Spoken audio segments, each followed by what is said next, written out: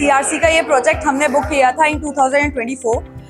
Booking के time पे भी experience was very nice, very comfortable. We did have to do many things, they have handled it all to know कि आज हम लोगों को सैम्पल फ्लैट दिखाया जाएगा और हम यहाँ आए हैं। We look at the flat, it feels very luxurious, it feels very nice.